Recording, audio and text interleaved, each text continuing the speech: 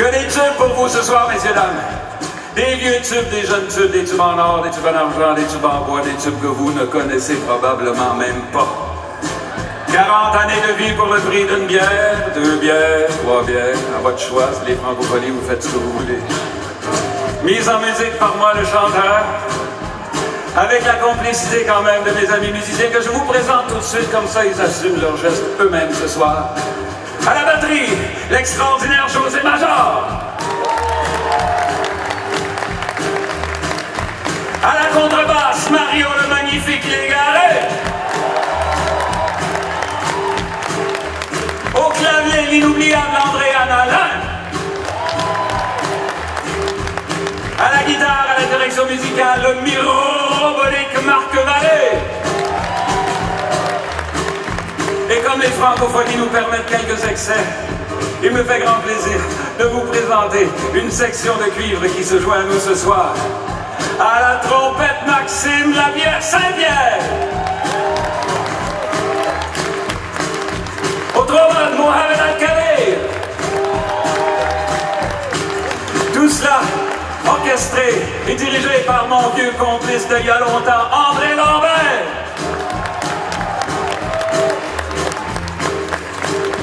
Commence à être vieux, ils m'ont pas vite, tout ça. On a travaillé fort, messieurs, dames, avec une seule idée en tête. Vous donner du plaisir. C'est tout ce qu'on veut. C'est tout ce qu'on veut, vous donner du plaisir. Mais, vous savez, il n'y a rien qui est gratuit de nos jours, vous le savez autant que moi. Les comiques, quand vous allez voir un comique, qu'est-ce qu'il veut? Vous entendre rire.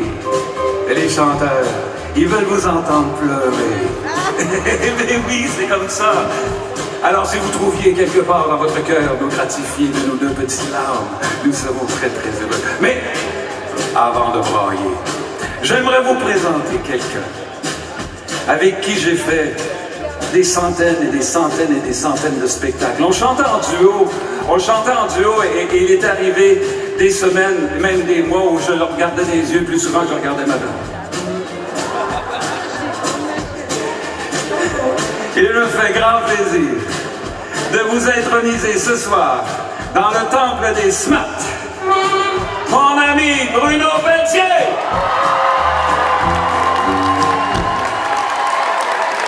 Merci beau! En vérité, j'aurais jamais dû devenir chanteur.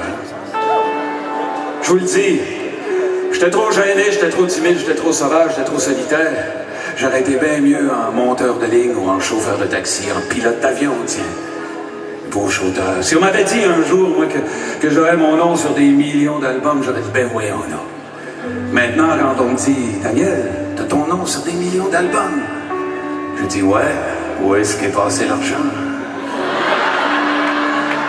Je vous dis que c'est pas drôle.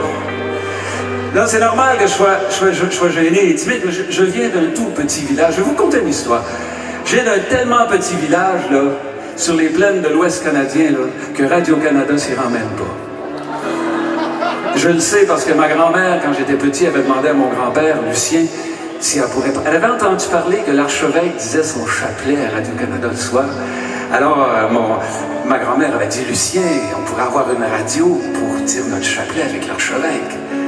Mon grand-père savait très bien que Radio-Canada rentrait pas, mais il aimait beaucoup Emma, puis il a dit, Emma, Radio-Canada rentre pas, mais je vais quand même aller chercher une radio. Alors, il est allé à Brandon, Manitoba. À cheval, c'était 3 jours, aller-retour. Il aimait beaucoup sa femme. Il est revenu avec une radio, puis il l'a branché dans le mur. Il y avait déjà l'électricité, cela dit. Il a branché la radio, puis évidemment, ça marchait pas. Radio-Canada rentrait pas. Mais, mon grand-père était débrouillard. Ma grand-mère a dit, Lucien, tu vas trouver un moyen. Alors Lucien s'est informé, puis il a appris qu'il y avait quelque chose qui s'appelait une antenne. Ah, vous trouvez ça bien normal de nos jours, et dans ce temps-là, c'était rare. Il a fait un trou à travers le mur de la maison, il a passé un fil de fer 3 fois le tour de la maison, il a branché ça dans la radio, et bien, miracle. Miracle.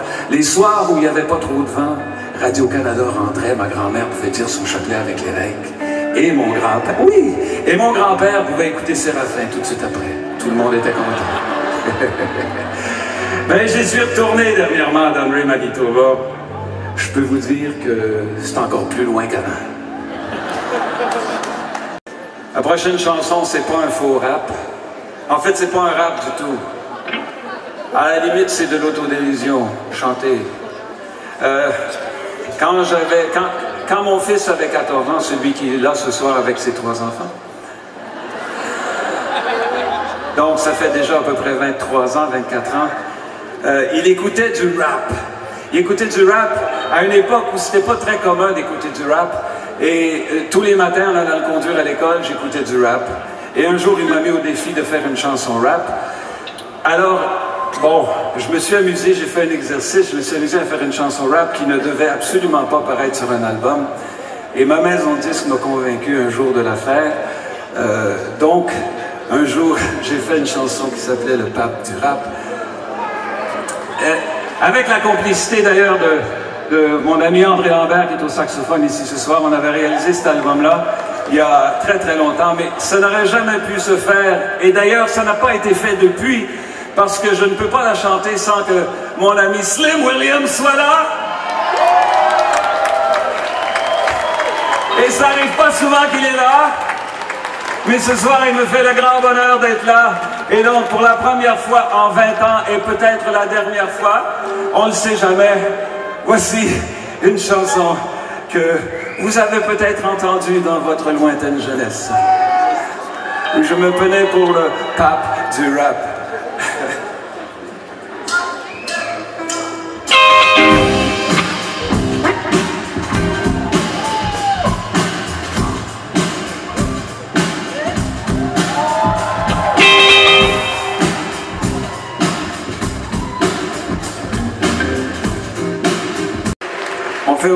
On fait de la musique pour toute la famille. Celle-là, c'était pour le beau-frère drogué. Quand François Cousineau, vous connaissez François Cousineau? François Cousineau, c'est le compositeur qui a composé une grande partie des grands hits de Diane Dufresne. C'est un ami à moi. Il m'a dit, quand il a entendu la première fois mon invité, ma prochaine invitée, il courut au magasin, il a acheté 4 albums. Un pour son char, un pour son chalet, puis 2 pour la maison. On aimerait que tout notre public soit aussi généreux. 4 albums, c'est un minimum. Du même. Alors, j'en ai qu'un seul, mais je l'écoute souvent parce qu'il est vraiment extraordinaire et c'est quelqu'un que j'admire énormément et je suis vraiment très heureux et surtout très honoré parce qu'elle vient de nous faire une petite Margot il y a à peine 3 semaines et elle vient quand même chanter avec moi ce soir. J'ai l'honneur de vous présenter Catherine Major.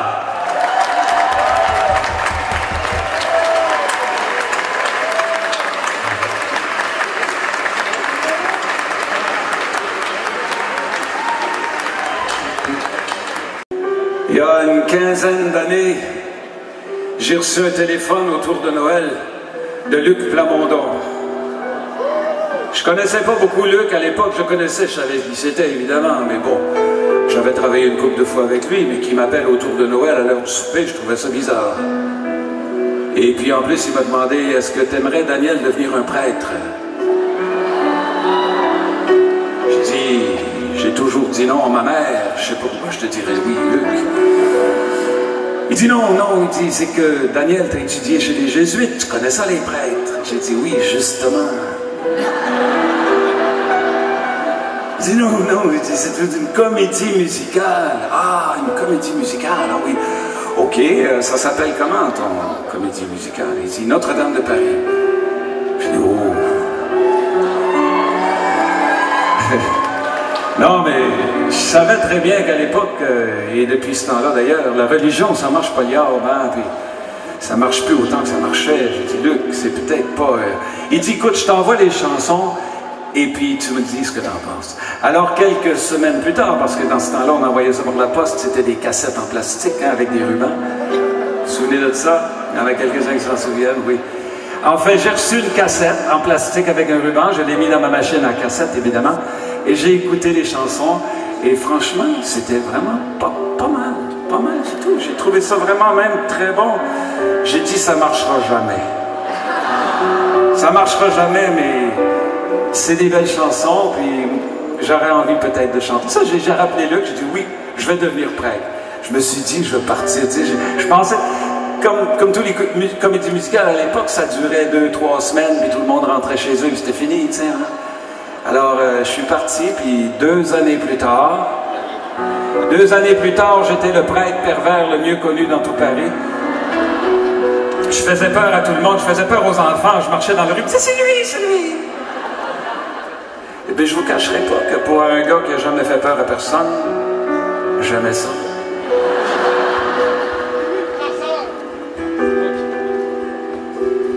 Et c'est qui va nous sauver, vous pensez? Est-ce que c'est Pauline qui va nous sauver? Ah, allez, on lui donne une chance. Merde, ça fait pas longtemps qu'elle est là. Puis...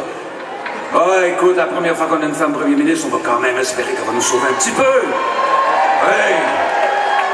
OK, si c'est pas Pauline, est-ce que c'est Justin qui va nous sauver? Arrêtez, il n'y a même pas eu une chance de se prouver encore. OK, est-ce que c'est Stephen Harper qui va nous sauver? Bon, j'espère que vous en souviendrez aux élections. OK, c'est pas Steven, c'est pas Justin, c'est pas Pauline. Est-ce que c'est l'amour qui va nous sauver? Non, pas fiable. Il n'y a qu'une chose qui va nous sauver. La tendresse. Et j'ai déjà préparé la publicité.